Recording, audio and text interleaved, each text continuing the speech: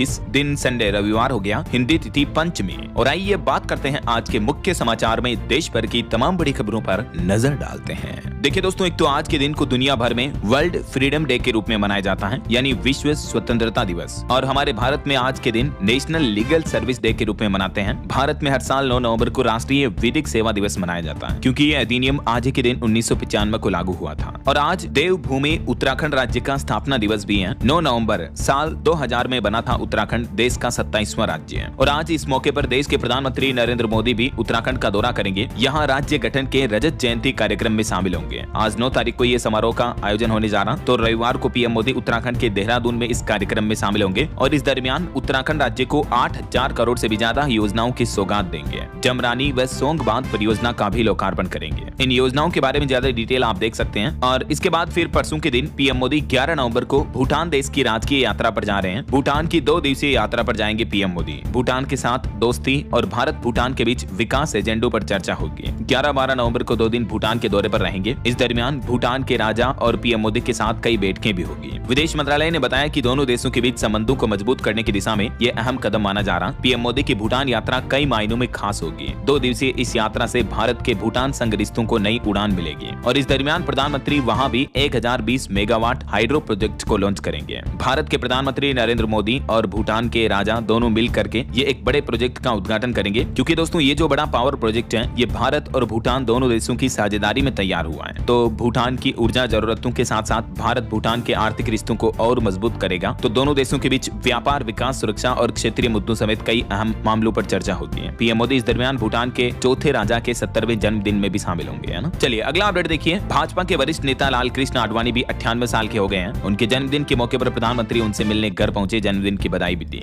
और खबर हमारे देश की राष्ट्रपति द्रौपदी मुर्मू भी अंगोला की यात्रा पर रवाना हुई, जो कि भारत के कुल निर्यात में 10% भागीदारी रखता है। वहां अभी देश की राष्ट्रपति द्रौपदी मुर्मू गई है। अंगोला और बोत्सवाना की 6 दिवसीय राजकीय यात्रा पर रवाना हुई। चलिए अगली बड़ी खबर देखिए दोस्तों। डिजिटल गोल्ड से जरा सावधान रहें। मार्केट रेगुलेटर सेबी ने निवेशकों को बड़ी चेतावनी दी और कहा कि ऑनलाइन गोल्ड में निवेश करने से पहले 100 बार सोचें। जी हाँ दोस्तों, सेबी का कहना है कि डिजिटल गोल्ड में निवेश करना बड़ा खतरा हो सकता है। आजकल आपको पता होगा फोन पे, पेटीएम वगैरह और भी कई सारे प्लेटफॉर्म 10 रुपए में भी सोना खरीदने की फैसिलिटी देते हैं कि आप 2 रुपए, 5 रुपए, 10, 100 रुपए में भी डिजिटल गोल्ड में निवेश कर सकते हैं, राइट। तो अब इस मामले पर सेबी ने सख्त चेतावनी जारी की है, क्योंकि ये जो डिजिटल गोल्ड है ये उत्पाद सेबी के दायरे में ही नहीं आता है। तनिष्क और फोन पे जैसे प्लेटफॉर्म जो कि डिजिटल गोल्ड बेच रहे हैं, इनमें काफी जोखिम है। इसलिए सेबी ने निवेशकों को रेगुलेटेड गोल्ड प्रोडक्ट्स जैसे आप गोल्ड ETF इस तरह के प्रोडक्ट्स में निवेश कर सकते हैं, ये सलाह दी है, क्योंकि ये आपको कानूनी सुरक्षा भी प्रदान करते हैं। जबकि डिजिटल गोल्ड में अगर आप कहीं निवेश कर रहे हैं और कंपनी अगर डिफॉल्ट हो गई तो निवेशकों को किसी भी तरह की कोई सुरक्षा नहीं मिलेगी, समझ रहे हो मतलब। तो वहां आपको बड़ा नुकसान हो सकता है। इसलिए सेबी की तरफ से ये सख्त चेतावनी जारी की गई है। अभी हमारे देश में ढेर सारे ऐसे प्लेटफॉर्म है जो डिजिटल गोल्ड बेच रहे हैं, तो जरा सावधान रहें। इसकी बजाय अगर आप ऑनलाइन गोल्ड वगैरह में निवेश करना ही चाहते हो तो गोल्ड ETF में कर सकते हैं। डीमेट अकाउंट के जरिए ETF में निवेश करने के और भी कई बड़े फायदे हैं। मैं आपको आए दिन बताता रहता हूँ DLS न्यूज चैनल के माध्यम से इन्वेस्टमेंट की टिप्स भी, राइट। चलिए दोस्तों अगला बड़ा अपडेट देखिए आप। EPF ट्रांसफर करना अब ऑटोमेटिक होगा। नौकरी बदलते ही PF बैलेंस 2-3 दिन में नए अकाउंट में आ जाएगा, जबकि पहले इस प्रोसेस में कई महीने लग जाते थे। लेकिन अब अगर आप नौकरी बदलते हैं, किसी एक कंपनी से दूसरी कंपनी में जॉब करते हैं, तो आपको अपने PF खाते को ट्रांसफर करने के लिए किसी भी तरह का फॉर्म भरने या इंतजार करने की जरूरत नहीं होगी, बल्कि EPFO ने अब ऑटोमेटिक ट्रांसफर सिस्टम शुरू कर दिया है, जो कि इस साल 2025 के अंत तक पूरी तरह से लागू हो जाएगा। और इससे हमारे देश के करोड़ों कर्मचारियों का PF बैलेंस अपने आप नए एम्प्लॉयर यानी नए अकाउंट के लिंक्ड PF अकाउंट में ट्रांसफर हो जाएगा, समझ रहे हो। जबकि पुराना तरीका ये था,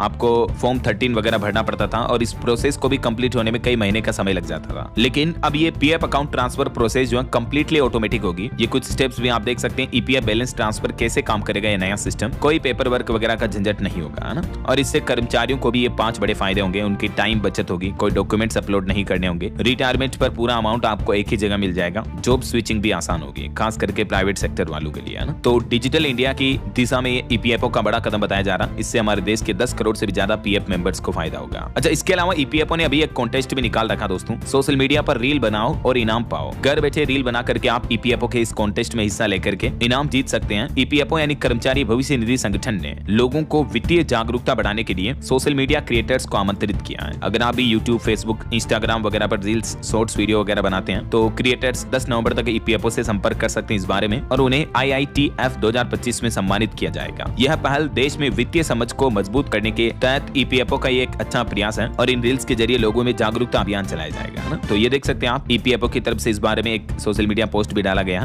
कि आप भी ईपीएफओ के साथ कोलैबोरेट कर सकते हैं। सोशल मीडिया के जितने भी क्रिएटर्स हैं वो कैसे जुड़ सकते हैं आप, तो सिंपली आपको 10 तारीख से पहले इस ईमेल पर ईपीएफओ को कांटेक्ट करना है कि आपका ये चैनल है, ये सोशल मीडिया अकाउंट से या इंस्टाग्राम अकाउंट है और इस पर आप इस तरह से रील बना सकते हैं। समझ रहे हो। चलिए अगला अपडेट देखिए दोस्तों। अगले महीने 1 दिसंबर से शुरू होगा संसद का शीतकालीन मानसून सत्र। देश की राष्ट्रपति द्रौपदी मुर्मू ने केंद्र सरकार के इस प्रस्ताव को मंजूरी दे दी है। 1 से 19 दिसंबर तक चलेगा ये संसद का मानसून सत्र और इसमें कई नए अधिनियम वगैरह देखने को मिलेंगे आपको, नए कानून वगैरह। विंटर सेशन शुरू होने जा रहा, दिसंबर में शुरू होगा ये, और इस विंटर सेशन में कुल 15 बैठकें होगी। पिछले मानसून सत्र के दौरान आपको पता होगा हमारे देश के उपराष्ट्रपति जगदीप धनखड़ ने इस्तीफा दिया था। SIR मुद्दे वगैरह पर भी हंगामा हुआ था। तो देखते हैं इस बार विंटर सेशन में क्या क्या अपडेट देखने को मिलते हैं। फिलहाल देखिए अगली खबर। सरकार का प्लान है मछुआरों को मिलेगा अब QR कोड वाला आधार कार्ड या फिशर ID कार्ड, और गहरे समुद्र में मछली पकड़ने के लिए भी सरकार नए नियम लागू करने जा रही है। दरअसल केंद्र सरकार ने समुद्री संसाधनों को बेहतर उपयोग करने और मछुआरों की सहायता के लिए ये एक बड़ा कदम उठाया है, और इसके लिए केंद्र सरकार ने देश के विशेष आर्थिक क्षेत्र EEZ के तहत मछुआरों के लिए कुछ नए नियम भी अधिसूचित किए हैं। अब इन नए नियमों की क्या